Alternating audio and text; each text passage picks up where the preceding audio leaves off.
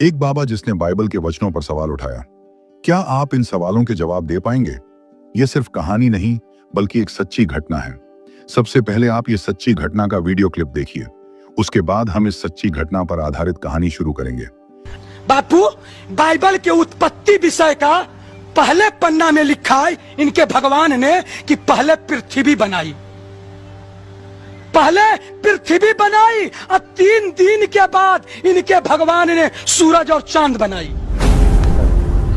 पहले पृथ्वी बनाई, 3 दिन के बाद उनके भगवान ने सूरज और चांद बनाई। बापू, पृथ्वी आज बन गई, 3 दिन के बाद सूरज और चांद बनी, तो सूरज और चांद जब नहीं थे तो दिन और रात कैसे हुआ? और दिन और रात नहीं हुआ तो इनके भगवान यीशु मसीह ने 3 दिन का मैथमेटिक्स कहां से लाया? है क्या? कल्पना कीजिए कि बाइबल को झूठा साबित करने के लिए कोई बाबा आपसे सवाल जवाब करने लग जाए, तो आप क्या करेंगे? क्या आप सही जवाब देकर बाबा का मुंह बंद कर पाएंगे या आप खुद मुंह छिपाकर भाग जाएंगे? इसलिए इस वीडियो में बने रहिए, क्योंकि आज हम एक नहीं बल्कि ऐसे बहुत से सवालों के जवाब आपके लिए लेकर आए हैं।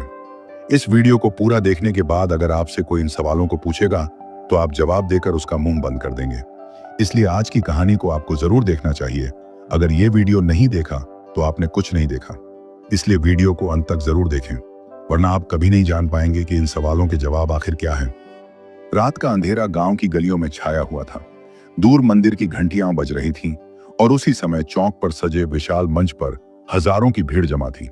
मंच पर एक बाबा जी भगवा वस्त्रों में, भारी दाढ़ी और चमकती आंखों के साथ खड़े थे। भीड़ उनके हर शब्द को सुनने के लिए सांस रोके बैठी थी। बाबा ने हाथ उठाया और गरजते हुए बोले, लोगों, आज मैं एक ऐसे प्रश्न का उत्तर चाहता हूं जिसका जवाब किसी के पास नहीं, और अगर कोई दे सके तो समझो वही सच्चा है। भीड़ से आवाज आई, जय हो बाबा जी की। बाबा मुस्कुराए और बोले, बाइबल में लिखा है कि परमेश्वर ने पहले पृथ्वी बनाई और फिर तीसरे दिन जाकर सूरज और चांद बनाए। सोचो जरा, अगर सूरज चांद नहीं थे तो पहले 3 दिन की गिनती कैसे हुई? ये कैसी किताब है? ये कैसी बात है? भीड़ ठहाकों से गूंज उठी। कुछ लोग ताली बजाने लगे, कुछ हंसने लगे। बाबा ने कहा, यही है सच्चाई। ये बाइबल केवल कहानियां हैं, तर्क से परे हैं। लोगों के चेहरों पर एक ही सवाल था, क्या सचमुच बाइबल में विरोधाभास है? क्या बाबा जी सही कह रहे हैं? लेकिन कोई जानता नहीं था कि इस रात की कहानी यहीं खत्म नहीं होगी। भीड़ में एक साधारण आदमी बैठा था, शांत, चुप और ध्यानमग्न। उसकी आंखों में दृढ़ता थी, मानो भीतर से उसे यकीन था कि सच्चाई कुछ और है। वो आदमी धीरे से उठा और मंच की ओर बढ़ा। मंच के सामने खड़े होकर उस व्यक्ति ने विनम्र स्वर में कहा, बाबा जी, आपने सही कहा कि यह सवाल बहुत कठिन है, लेकिन अगर अनुमति दें तो मैं इस सवाल का उत्तर बाइबल से ही दूं। भीड़ अचानक शांत हो गई। बाबा की भौहें तन गईं। तू कौन है? तेरे पास ऐसा क्या ज्ञान है जो शास्त्रों से भी ऊपर है? उस आदमी ने मुस्कुराकर कहा, मैं कोई बड़ा ज्ञानी नहीं, बस बाइबल को थोड़ा समझने की कोशिश करता हूं, और आज मैं आपको दिखाना चाहता हूं कि परमेश्वर ने जो कहा उसमें विरोधाभास नहीं बल्कि गहरी सच्चाई छिपी है। बाबा का सवाल गहराई से। बाबा ने जोर से कहा, तो बता, जब सूरज चांद नहीं बने थे तब 3 दिन कैसे गिने गए? भीड़ फिर से हलचल में आ गई। कुछ लोग बोले, हाँ यही तो सवाल है। कुछ लोग फुसफुसाए, देखते हैं ये क्या जवाब देगा। जवाब की शुरुआत, प्रकाश का रहस्य। वो व्यक्ति बोला, बाबा जी, बाइबल के अनुसार जब परमेश्वर ने सृष्टि की शुरुआत की तो सबसे पहले उसने कहा, उजियाला हो, और उजियाला हो गया। उत्पत्ति 1:3, यानी सबसे पहले प्रकाश आया। यह प्रकाश सूरज का नहीं था, यह प्रकाश खुद परमेश्वर से था। बाइबल में लिखा है, परमेश्वर ज्योति है और उसमें अंधकार का नाम भी नहीं। 1 यूहन्ना 1:5। इसलिए पहले दिन का प्रकाश सूरज चांद का नहीं बल्कि परमेश्वर का था। भीड़ ध्यान से सुनने लगी। बाबा थोड़ा हंसते हुए बोले, तो तू कहता है कि बिना सूरज के प्रकाश था? ये कैसा विज्ञान है? आदमी ने गंभीरता से कहा, हाँ बाबा जी, क्या आपने देखा नहीं कि बिजली का बल्ब जलने से पहले भी बैटरी की रोशनी होती है? सूर्य तो बाद में बना, लेकिन प्रकाश की शक्ति परमेश्वर से पहले ही निकली थी। परमेश्वर ने पहले दिन ही दिन और रात की सीमा तय कर दी, इसलिए पहले 3 दिन भी ठीक वैसे ही गिने गए जैसे आगे के दिन। भीड़ का असर। भीड़ में फुसफुसाहट शुरू हो गई। सही कह रहा है, प्रकाश तो पहले आ गया था, परमेश्वर का प्रकाश। अरे ये तो गहरा राज है। बाबा थोड़े असहज हो गए, लेकिन उन्होंने तुरंत कहा, ये तो तर्क का खेल है। अगर सूरज चांद तीसरे दिन बने तो इससे पहले का प्रकाश कहां से आया? और अगर परमेश्वर खुद प्रकाश है तो उसने सूरज चांद क्यों बनाए? जवाब, सूरज चांद का उद्देश्य। वो आदमी बोला, बाबा जी, बाइबल बताती है कि सूरज चांद और तारे परमेश्वर ने इसलिए बनाए कि वे दिन और रात का भेद बताने के लिए और समय, दिन और वर्षों के चिन्ह हों। उत्पत्ति 1:14, यानी प्रकाश पहले से था, लेकिन कैलेंडर और समय मापने के लिए सूरज चांद बनाए गए। पहले 3 दिन परमेश्वर ने अपने प्रकाश से दिन और रात का क्रम तय किया और चौथे दिन से इंसानों को गिनने के लिए चिन्ह दे दिए। भीड़ में हलचल, लोग हैरान थे। तो बाइबल में गलती नहीं है, ये तो गहरा विज्ञान है। बाबा अब चुप नहीं रह सके। उन्होंने गुस्से से कहा, ये सब तुझे किसने सिखाया? तू कौन है जो इस तरह तर्क कर रहा है? आदमी ने धीरे से कहा, मेरा नाम आप भूल भी जाए तो चलेगा, लेकिन मैं जानता हूं कि यीशु मसीह सत्य का स्रोत है और वही सत्य हमें अंधकार से प्रकाश में लाता है। भीड़ सन्नाटे में डूब गई। कई लोग बाबा के चेहरे की ओर देखने लगे, मानो सवाल कर रहे हों, क्या अब बाबा के पास कोई जवाब है? बाबा की आंखें लाल हो गईं। उन्होंने गुस्से में मंच पर अपनी लाठी पटकी और कहा, अच्छा, अगर इतना ही ज्ञान है तो आ, मेरे साथ शास्त्रार्थ कर। अगर तू मुझे हरा दे तो मान लूंगा कि तेरी बाइबल सत्य है, लेकिन अगर मैं जीत गया तो सबके सामने तू मान लेगा कि तेरी किताब झूठी है। भीड़ गरज उठी, शास्त्रार्थ, शास्त्रार्थ। पहला शास्त्रार्थ। मंच पर गूंजती आवाजें, भीड़ की गरज और बाबा जी के चेहरे पर उभरती चुनौती। उस रात का माहौल ऐसा था जैसे कोई धार्मिक युद्ध छिड़ने वाला हो। बाबा जी अपनी विशाल लाठी के सहारे खड़े थे। उनके चेहरे पर घमंड और जोश साफ दिख रहा था। दूसरी ओर वह व्यक्ति, साधारण कपड़े, शांत चेहरा, लेकिन आंखों में ऐसा आत्मविश्वास जैसे उसके पास कोई अदृश्य शक्ति है। भीड़ शास्त्रार्थ, शास्त्रार्थ का नारा लगा रही थी। हर कोई जानना चाहता था कि अब यह टकराव किस दिशा में जाएगा। बाबा जी की पहली चाल। बाबा जी ने भीड़ की ओर हाथ उठाकर कहा, लोगों, आज का शास्त्रार्थ गवाह बनेगा कि कौन सा धर्म सत्य है। मैं इस आदमी से पूछूंगा सवाल, और अगर इसका उत्तर न निकला तो सब मान लेना कि बाइबल केवल झूठी कहानियां हैं। भीड़ से आवाज आई, जय बाबा की। बाबा ने आंखें तरेर कर उस आदमी की ओर देखा और गरजते हुए बोले, पहला सवाल, बाइबल कहती है कि परमेश्वर ने मनुष्य को अपनी छवि और स्वरूप में बनाया। अगर ऐसा है तो क्या परमेश्वर भी इंसान की तरह शरीर वाला है, हाथ पांव वाला? अगर हाँ, तो परमेश्वर में और इंसान में क्या अंतर? भीड़ जोर जोर से हंसने लगी। हाँ हाँ, सही पकड़ा बाबा ने। अब देखो ये कैसे फंसता है। व्यक्ति का उत्तर, परमेश्वर की छवि का रहस्य।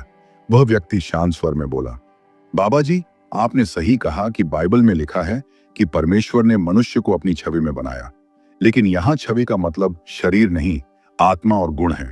परमेश्वर आत्मा है, यूहन्ना 4:24। उसमें पवित्रता, प्रेम, न्याय, दया और सत्य है। जब उसने मनुष्य को बनाया तो इन गुणों को उसमें रखा। यही कारण है कि मनुष्य सोच सकता है, अच्छाई बुराई का भेद कर सकता है और प्रेम कर सकता है। भीड़ चौंकी। कुछ लोग बोले, वाह, यह तो गहरा उत्तर है। बाबा जी ने तुरंत ताना मारा, तो तू कहता है कि परमेश्वर का शरीर नहीं है, लेकिन बाइबल में कई जगह लिखा है, परमेश्वर ने हाथ बढ़ाया, परमेश्वर ने देखा। अगर शरीर नहीं तो ये सब क्या है? उत्तर, प्रतीकात्मक भाषा। वह व्यक्ति बोला, बाबा जी, आपने सही पढ़ा, लेकिन यह भाषा प्रतीकात्मक है। जैसे हम कहते हैं कि सूरज उगता है, असल में सूरज तो स्थिर है, धरती घूमती है। उसी तरह परमेश्वर को समझाने के लिए इंसानी भाषा का उपयोग किया गया। जब लिखा है कि परमेश्वर ने हाथ बढ़ाया, इसका मतलब है कि उसने अपनी शक्ति दिखाई। जब लिखा है कि परमेश्वर ने देखा, इसका मतलब है कि उसने सब कुछ जान लिया। यानी परमेश्वर असीम आत्मा है, लेकिन उसे समझाने के लिए मानवीय शब्दों का प्रयोग हुआ। भीड़ ने सिर हिलाया। सही है, हम भी तो बच्चों को समझाने के लिए उदाहरण देते हैं। बाबा जी की दूसरी चाल। बाबा अब चुप नहीं बैठे। उन्होंने ऊंची आवाज में कहा, ठीक है, लेकिन बाइबल में लिखा है कि आदम और हव्वा ने फल खाया और पाप किया। सवाल है, अगर परमेश्वर सब कुछ जानता है तो उसने पहले से क्यों नहीं रोका? क्यों इंसान को पाप करने दिया? अगर वह दयालु है तो दुख क्यों आने दिया? भीड़ तालियां बजाने लगी। हाँ हाँ, यही तो सबसे बड़ा सवाल है। अगर भगवान है तो बुराई क्यों है? उत्तर, स्वतंत्र इच्छा का रहस्य। वह व्यक्ति गहरी आवाज में बोला, बाबा जी, ये सवाल बहुत गहरा है। परमेश्वर चाहता है कि इंसान उससे प्रेम करे, लेकिन प्रेम तभी सच्चा होता है जब वह स्वतंत्रता से हो, जबरदस्ती से नहीं। अगर परमेश्वर इंसान को रोबोट की तरह बना देता तो इंसान केवल हाँ ना करता, पर उसमें प्रेम नहीं होता। इसलिए परमेश्वर ने इंसान को स्वतंत्र इच्छा दी। आदम और हव्वा ने उस स्वतंत्रता का गलत उपयोग किया और पाप किया, लेकिन परमेश्वर ने उन्हें तुरंत नहीं नष्ट किया, बल्कि उद्धार का मार्ग खोला यीशु मसीह के माध्यम से। भीड़ शांत हो गई। कुछ लोग सोच में पड़ गए, हाँ, अगर मजबूरी से प्रेम हो तो उसका मूल्य क्या? बाबा की चुनौती और बढ़ी। बाबा अब और उग्र हो गए। उन्होंने कहा, ठीक है, लेकिन अगर यीशु ही उद्धार का मार्ग है तो वह केवल 2000 साल पहले ही क्यों आया? पहले के लोग क्या पाप में मरते रहे? क्या यह न्याय है? भीड़ ने शोर मचाया, वाह, अब बताओ इसका उत्तर। उत्तर, अनंत योजना। वह व्यक्ति गहरी सांस लेकर बोला, बाबा जी, परमेश्वर की योजना अनंत है। पुराने नियम के समय में लोगों को पापों के लिए बलिदान चढ़ाना पड़ता था, भेड़ बकरी का खून बहाना पड़ता था, लेकिन यह सब यीशु के आने का संकेत था। यीशु ने जब क्रूस पर बलिदान दिया तो उसने सारे समय के पापों का दाम चुकाया, अतीत, वर्तमान और भविष्य का। इसलिए पहले के लोग भी उसी उद्धार में शामिल हैं। बाइबल कहती है, वह मेमना जगत की उत्पत्ति से ही वध किया गया था। प्रकाशित वाक्य 13 का 8। यानी परमेश्वर ने पहले से योजना बना रखी थी। भीड़ हैरान हो गई, अरे, यह तो हमने कभी नहीं सुना। बाबा की बौखलाहट। बाबा जी की आंखों में बेचैनी साफ दिख रही थी। उन्होंने अपनी लाठी पटकते हुए कहा, ठीक है, अब मैं तुझे सीधा सवाल करता हूं। अगर परमेश्वर इतना शक्तिशाली है तो उसने शैतान को क्यों बनाया? और अगर शैतान बुरा है तो उसे नष्ट क्यों नहीं कर देता? भीड़ ने जोरदार नारे लगाए, हाँ, यही तो असली सवाल है। उत्तर, परीक्षा और न्याय। वह व्यक्ति धीमे स्वर में बोला, लेकिन उसकी आवाज में गहराई थी। बाबा जी, शैतान को परमेश्वर ने नहीं बनाया। परमेश्वर ने स्वर्गदूतों को बनाया और उनमें से एक लूसीफर सबसे सुंदर और शक्तिशाली था, लेकिन उसने घमंड किया और परमेश्वर के बराबर होना चाहा, इसलिए वह गिरा और शैतान बना। अब सवाल है कि परमेश्वर उसे नष्ट क्यों नहीं करता? क्योंकि अगर वह तुरंत नष्ट कर दे तो बाकी सब सोचेंगे कि शायद शैतान सही था और परमेश्वर ने उसे दबा दिया। इसीलिए परमेश्वर उसे समय दे रहा है ताकि सब देखें कि शैतान का मार्ग केवल विनाश है। अंत में बाइबल कहती है कि शैतान आग की झील में डाला जाएगा। प्रकाशित वाक्य 20 का 10। तब सब जानेंगे कि परमेश्वर ही सच्चा न्यायी है। भीड़ पूरी तरह से शांत हो गई। हर किसी की सांस थमी थी। अचानक मंच के सामने बैठे कुछ लोग चिल्ला उठे, बाबा जी, ये आदमी तो सच बोल रहा है। इसका हर उत्तर दिल को छू रहा है। भीड़ में हलचल मच गई। कुछ लोग बाबा का समर्थन कर रहे थे तो कुछ उस आदमी की बातों से प्रभावित हो रहे थे। बाबा का चेहरा गुस्से से लाल हो गया। उन्होंने चिल्लाकर कहा, बस, अब देखना, अगला सवाल तेरी बाइबल को ध्वस्त कर देगा। बाबा जी ने अपनी लाठी उठाई और बोले, अगला सवाल होगा सूरज, चांद और धरती के रहस्य पर, और इस बार देखना, तेरी सारी दलीलें टूट जाएंगी। भीड़ गरज उठी। सभी की आंखें मंच पर जमी थी। हर कोई जानना चाहता था कि अब यह शास्त्रार्थ किस मोड़ पर जाएगा। सूरज, चांद और धरती का रहस्य। रात और भी गहरी हो चुकी थी। मंच पर जलते मशालों की रोशनी में बाबा जी की आंखें आग की तरह चमक रही थीं। हजारों की भीड़ अब भी मैदान में जमी थी। कुछ के चेहरों पर उत्सुकता थी, कुछ पर डर और कुछ पर बाबा के समर्थन और विरोध की मिलीजुली भावनाएं। बाबा जी ने अपनी लाठी जमीन पर पटकी और गूंजती आवाज में बोले, लोगों, अभी तक यह आदमी शब्दों के खेल से बच निकला है, लेकिन अब मैं उसे ऐसी उलझन में डालूंगा कि इसकी सारी बातें ढह जाएंगी। भीड़ से आवाज आई, हाँ बाबा जी, हर हर महादेव। उस आदमी ने शांत भाव से खड़े होकर कहा, बाबा जी, प्रश्न जितना कठिन होगा, सत्य उतना ही चमकेगा। बाबा जी का पहला सवाल, सूरज और धरती। बाबा ने मुस्कुराते हुए कहा, बाइबल कहती है कि परमेश्वर ने चौथे दिन सूरज और चांद बनाए, लेकिन विज्ञान कहता है कि सूरज के बिना धरती पर जीवन संभव नहीं। पौधे तीसरे दिन कैसे बने जब सूरज चौथे दिन आया? क्या यह बाइबल की सबसे बड़ी गलती नहीं? भीड़ जोर जोर से शोर करने लगी, हाँ हाँ, सही पकड़ा बाबा जी ने। पौधे तो सूरज की रोशनी से ही बढ़ते हैं। व्यक्ति का उत्तर, परमेश्वर का प्रकाश। वह व्यक्ति गहरी आवाज में बोला, बाबा जी, आपने सही सुना कि पौधे तीसरे दिन बने और सूरज चौथे दिन, लेकिन बाइबल पहले ही बता चुकी है कि परमेश्वर ने पहले दिन प्रकाश उत्पन्न किया था। उसी प्रकाश में पौधे जीवित रहे। विज्ञान भी कहता है कि पौधों को ऊर्जा प्रकाश से मिलती है, उसका स्रोत चाहे सूर्य हो या कोई और। पहले दिन जो प्रकाश परमेश्वर ने दिया वही उनके लिए पर्याप्त था। भीड़ ने सिर हिलाया। कुछ लोग फुसफुसाए, हाँ, प्रकाश तो पहले से था। बाबा जी का दूसरा सवाल, चांद की भूमिका। बाबा जी ने तुरंत कहा, ठीक है, लेकिन बाइबल कहती है कि परमेश्वर ने चांद को रात का उजियाला दिया। विज्ञान तो कहता है कि चांद अपनी रोशनी नहीं देता, वो तो सूरज की रोशनी पर निर्भर है। तो फिर बाइबल झूठ नहीं हुई? भीड़ हंसने लगी। उत्तर, चांद का उद्देश्य। वह व्यक्ति बोला, बाबा जी, आपने सही कहा कि चांद खुद रोशनी नहीं देता, लेकिन बाइबल कभी ये नहीं कहती कि चांद अपनी रोशनी से चमकता है। उसने केवल इतना कहा कि बड़ा ज्योति दिन पर प्रभुत्व करे और छोटा ज्योति रात पर। उत्पत्ति 1:16। यहां ज्योति का अर्थ है प्रकाश का स्रोत या साधन। चांद रात को उजियाला देता है क्योंकि वह सूर्य की रोशनी परावर्तित करता है। वैज्ञानिक सच वही है जो बाइबल ने हजारों साल पहले लिखा। भीड़ में हलचल मच गई। कुछ लोग चौंक कर बोले, अरे सही है, चांद को छोटा ज्योति कहा गया। बाबा जी का तीसरा सवाल, धरती का केंद्र। बाबा अब और उग्र हो गए। उन्होंने चिल्लाकर कहा, बाइबल में लिखा है कि धरती स्थिर है और नहीं हिलती, लेकिन विज्ञान कहता है कि धरती सूर्य के चारों ओर घूमती है। क्या यह सबसे बड़ा विरोधाभास नहीं? भीड़ जोर से हंसने लगी। हाँ, अब तो यह फंस जाएगा। उत्तर, काव्यात्मक भाषा।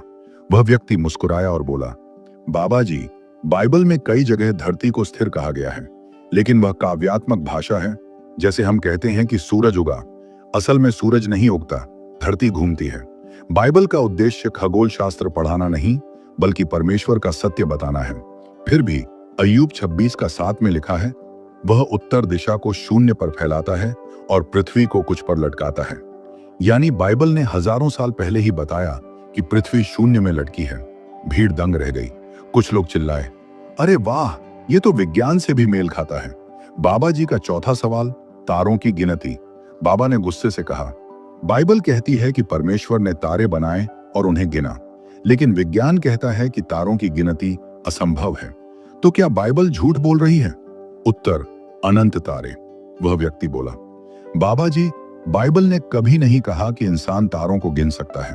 उसने कहा, जैसे आकाश के तारों की गिनती नहीं की जा सकती, वैसे ही तेरी संतान बढ़ेगी। उत्पत्ति 15:5। यानी बाइबल ने पहले ही कहा कि तारों की गिनती असंभव है। विज्ञान ने यह सत्य बाद में खोजा। तारों की संख्या अनंत है और यही बाइबल का दावा है। भीड़ तालियों से गूंज उठी। सही कहा, यह तो बाइबल की सच्चाई निकली।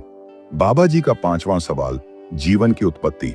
बाबा ने अपनी आवाज ऊंची करते हुए कहा, अगर परमेश्वर ने सब कुछ बनाया तो जीवन कैसे उत्पन्न हुआ? विज्ञान कहता है कि जीवन अरबों साल में धीरे धीरे विकसित हुआ। बाइबल कहती है कि परमेश्वर ने सीधे ही बना दिया। दोनों में फर्क है। सच कौन है? भीड़ सन्नाटे में डूब गई। यह सबसे बड़ा सवाल था। उत्तर, जीवन का स्रोत। वह व्यक्ति धीरे धीरे बोला, बाबा जी, विज्ञान अब तक जीवन की उत्पत्ति का स्पष्ट उत्तर नहीं दे पाया। बिग बैंग और एवोल्यूशन सिद्धांत हैं, प्रमाण नहीं। लेकिन बाइबल स्पष्ट कहती है जीवन परमेश्वर से आया। विज्ञान कहता है कि निर्जीव से जीवित नहीं बन सकता, और यह सत्य बाइबल के अनुरूप है, क्योंकि जीवन का स्रोत केवल परमेश्वर है। वह आत्मा फूंकता है और मिट्टी से इंसान जीवित हो जाता है। उत्पत्ति 2:7। भीड़ हक्का बक्का रह गई। सही है, विज्ञान भी आज तक उत्तर नहीं दे पाया। भीड़ अब 2 हिस्सों में बढ़ चुकी थी। कुछ बाबा का समर्थन कर रहे थे, कुछ उस व्यक्ति के उत्तर से प्रभावित होकर कह रहे थे कि बाइबल सच्ची है। बाबा का चेहरा लाल हो गया।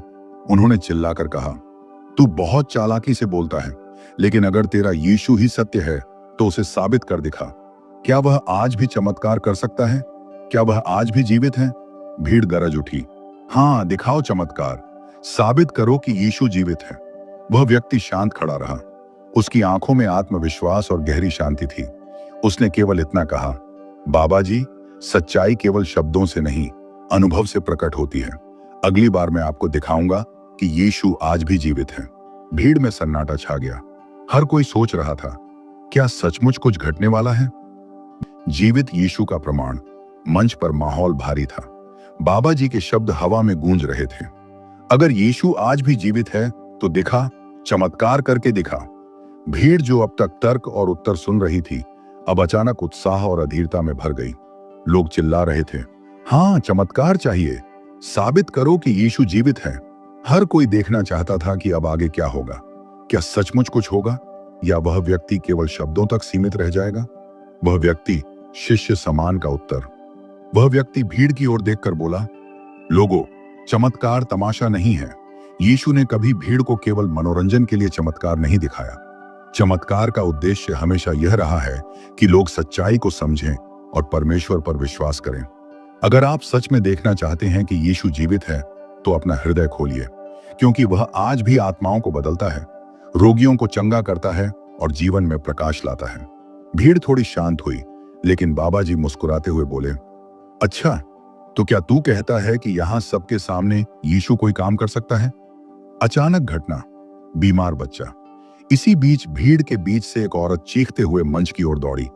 उसकी गोद में एक छोटा बच्चा था, बिल्कुल कमजोर, सांस लेने में कठिनाई और चेहरा पीला पड़ा हुआ। औरत रोते हुए बोली, बाबा जी, ये मेरा बेटा महीनों से बीमार है। मैंने मंदिर में चढ़ावे चढ़ाए, तंत्र मंत्र कराए, लेकिन कुछ नहीं हुआ। अगर यह आदमी सच कहता है कि यीशु जीवित है, तो मेरा बच्चा चंगा होना चाहिए। भीड़ स्तब्ध रह गई। सभी की नजरें अब उस औरत और बच्चे पर थीं। बाबा जी ने हंसकर कहा, देख लिया, अब तेरा मौका है, कर चमत्कार। तनाव का माहौल। वह आदमी धीरे से आगे बढ़ा। उसने औरत से कहा, बहन, क्या तू विश्वास करती है कि यीशु तेरा बच्चा चंगा कर सकता है? औरत रोते हुए बोली, हाँ, मैंने सब जगह कोशिश की, अब केवल यीशु पर भरोसा है।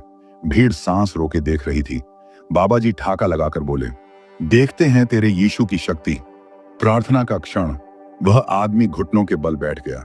उसने बच्चे को हाथ में लिया, अपनी आंखें बंद की और बोला, हे प्रभु यीशु, तू ही जीवन का स्रोत है, तू ही चंगा करने वाला है। इस बच्चे को तेरे नाम में चंगा कर। भीड़ एकदम खामोश हो गई। सिर्फ मशाल की लौ हिल रही थी और हवा में तनाव गहरा गया। चमत्कार। कुछ ही पलों बाद बच्चे का चेहरा धीरे धीरे चमकने लगा। उसकी सांसें सामान्य होने लगी। जो बच्चा अब तक बिल्कुल निर्जीव सा था, वह अचानक हंस पड़ा और अपनी मां को गले लगा लिया। भीड़ में हलचल मच गई। लोग जोर जोर से चिल्लाने लगे, चमत्कार, चमत्कार, यीशु जीवित है। औरत जमीन पर गिरकर रोने लगी, धन्यवाद प्रभु यीशु, मेरा बच्चा बच गया। बाबा जी की प्रतिक्रिया।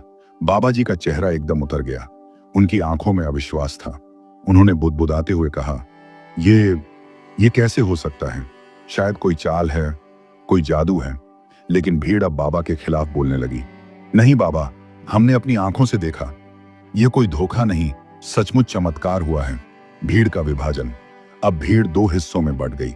कुछ लोग बाबा को बचाने के लिए कहने लगे, नहीं, यह जादू है। लेकिन बहुसंख्यक लोग चिल्ला रहे थे, यीशु जीवित है, हमने देख लिया।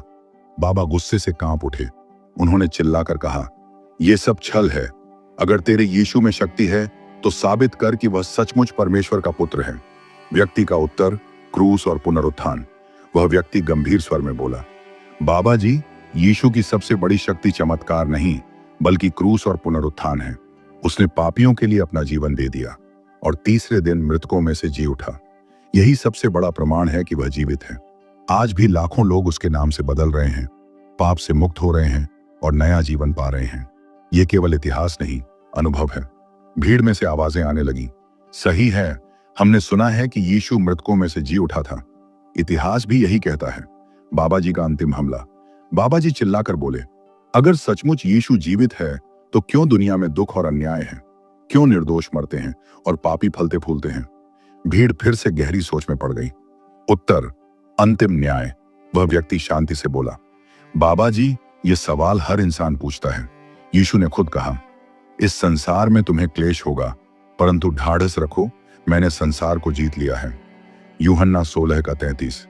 इस दुनिया में दुख इसलिए है क्योंकि पाप है, लेकिन यीशु ने वादा किया है कि वह फिर आएगा और न्याय करेगा। उस दिन पापी दंड पाएंगे और धर्मी आनंद में रहेंगे। आज का समय विश्वास का है, कल का समय न्याय का। भीड़ एकदम शांत हो गई। उनकी आंखों में डर और उम्मीद दोनों झलक रही थी। अचानक बिजली जैसी घटना। इतना कहते ही आसमान में एक तेज बिजली चमकी। मौसम अचानक बदल गया। लोगों ने इसे एक संकेत की तरह देखा। भीड़ से आवाज आई, यीशु सचमुच जीवित है। बाबा जी हिल गए। उनके होंठ कांपने लगे।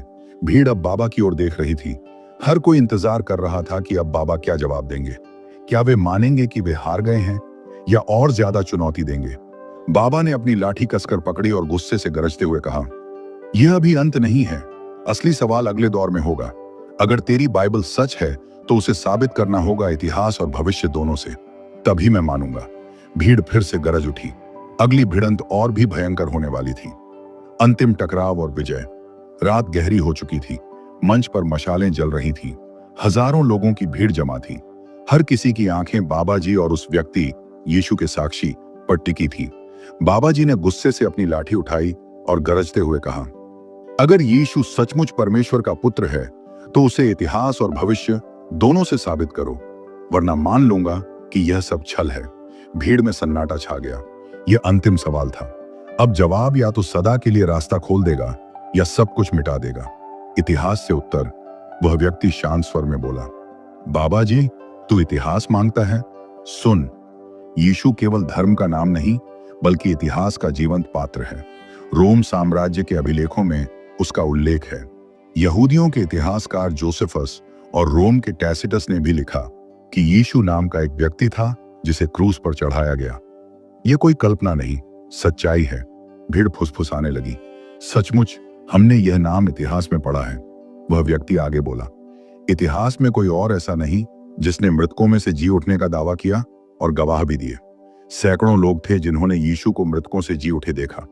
रोमी सैनिकों ने उसकी कब्र को पहरा दिया, फिर भी वह कब्र खाली मिली। अगर वह झूठ होता तो रोमी साम्राज्य और यहूदी धर्मगुरु उसे तुरंत झूठ साबित कर देते, लेकिन वे भी चुप रहे क्योंकि सच को दबा नहीं सकते थे। भीड़ अब और ध्यान से सुनने लगी। भविष्य से उत्तर, भविष्यवाणी। वह व्यक्ति फिर बोला, अब तू भविष्य पूछता है?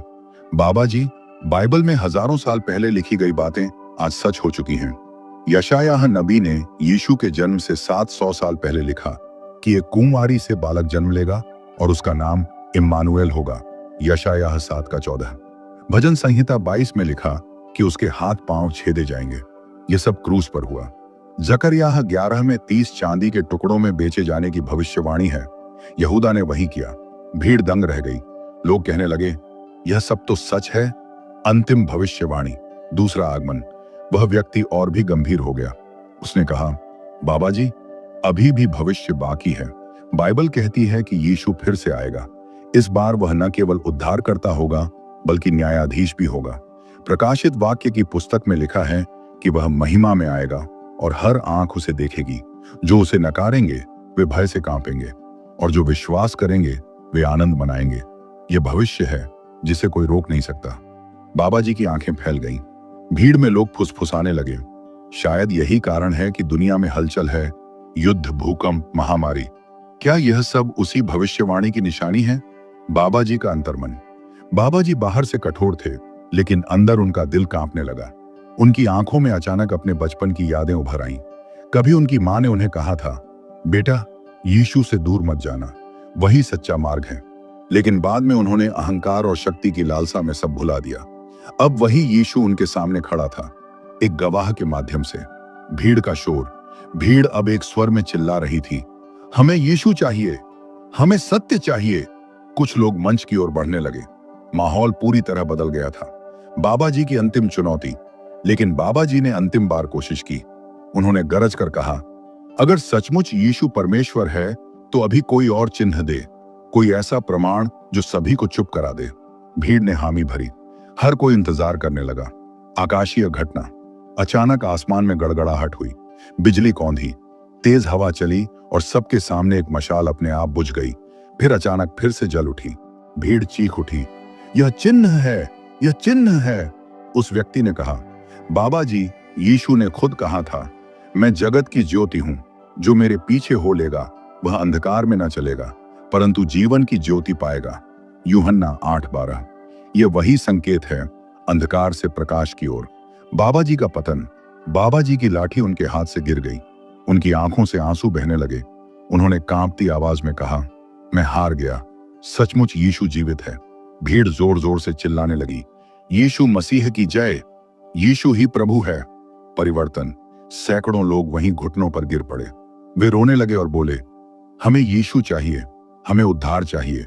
वह व्यक्ति मंच से बोला, आज का दिन मुक्ति का दिन है। जो यीशु पर विश्वास करेगा वही अनंत जीवन पाएगा। अंतिम दृश्य, बाबा जी का परिवर्तन। बाबा जी धीरे धीरे आगे आए।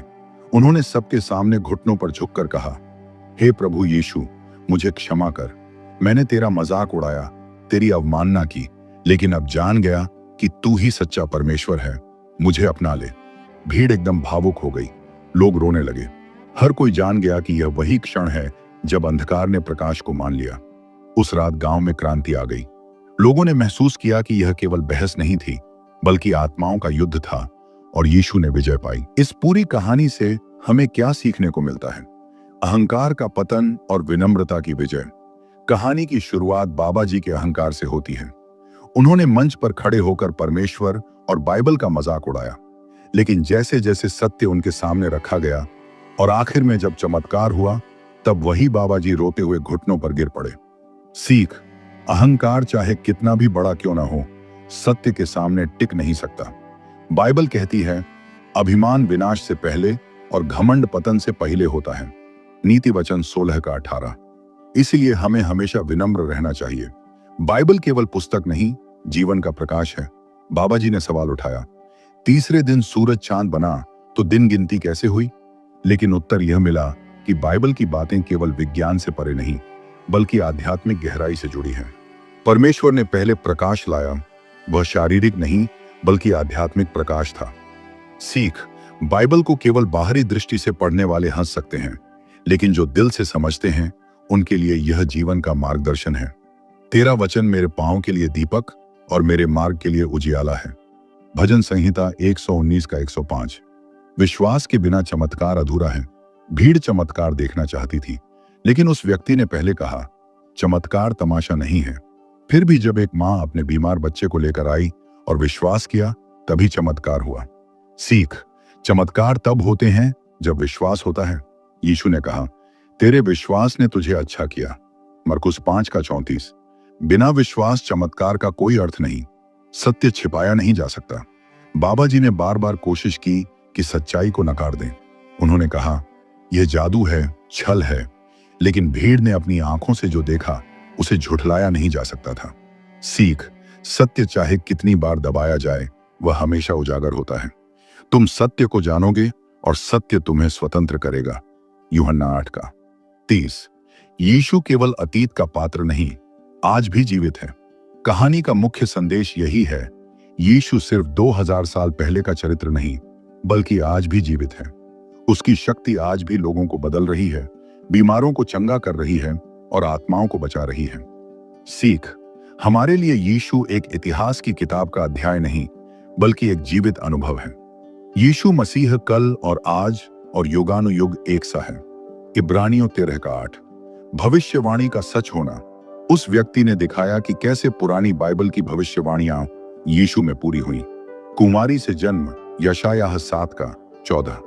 क्रूस पर चढ़ना, भजन संहिता 22। 30 चांदी के सिक्कों में बेचना, जकरियाह 11। ये सब बातें हजारों साल पहले लिखी गई थीं और हूबहू पूरी हुई। सीख, परमेश्वर का वचन कभी झूठा नहीं होता। अगर अतीत की भविष्यवाणियां पूरी हुई हैं, तो भविष्य की भी जरूर पूरी होंगी। यीशु का दूसरा आगमन। सबसे बड़ी सीख यही है कि यीशु एक दिन फिर आएगा। उस दिन न्याय होगा। जिन्होंने विश्वास किया उन्हें अनंत जीवन मिलेगा, जिन्होंने नकारा वे दंड पाएंगे। सीख, आज का समय हमें चुनने का अवसर देता है। कल का समय न्याय का होगा, इसलिए अभी ही निर्णय लेना है। भीड़ का परिवर्तन, सामूहिक जागृति। कहानी में सबसे अद्भुत दृश्य वह था जब पूरी भीड़ बदल गई। लोग घुटनों पर गिर गए और बोले, हमें यीशु चाहिए। सीख, जब सत्य का प्रकाश आता है तो केवल एक व्यक्ति नहीं, बल्कि पूरा समाज बदल सकता है। यह केवल व्यक्तिगत अनुभव नहीं, बल्कि सामूहिक जागृति है। क्षमा की शक्ति। बाबा जी ने यीशु का मजाक उड़ाया, उसका अपमान किया, उसे झूठा साबित करने की कोशिश की, लेकिन अंत में जब उन्होंने प्रार्थना की, हे प्रभु यीशु, मुझे क्षमा कर, तो उन्हें क्षमा मिली। सीख, यीशु की क्षमा अनंत है। कोई भी इतना बड़ा पापी नहीं कि उसे माफ न किया जाए। यदि हम अपने पापों को मान लें, तो वह विश्वास योग्य और धर्मी है कि हमारे पाप क्षमा करें। 1 यूहन्ना 1:9। जीवन बदलने की चुनौती। यह कहानी केवल पढ़ने के लिए नहीं, बल्कि जीवन बदलने की चुनौती देती है। हम सबके जीवन में कहीं ना कहीं बाबा जी जैसा अहंकार, संदेह और मजाक है, लेकिन अंततः हमें भी वही रास्ता चुनना होगा, प्रकाश को अपनाना या अंधकार में रहना। इस पूरी कथा का मूल संदेश यही है, सत्य कभी हारता नहीं। यीशु मसीह आज भी जीवित हैं।